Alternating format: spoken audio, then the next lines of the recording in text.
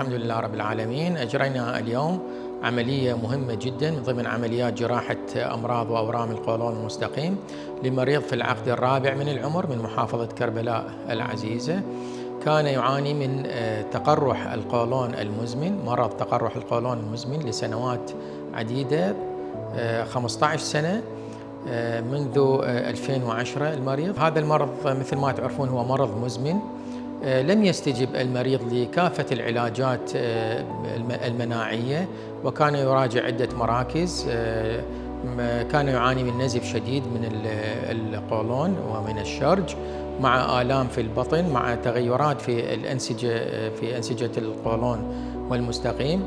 الحمد لله تم تحضيره تحضيرا جيدا اليوم، وتم استئصال القولون والمستقيم بعملية نوعية وهي الجراحة التنظيرية المتقدمة عن طريق 4 ثقوب صغيرة في جدار البطن.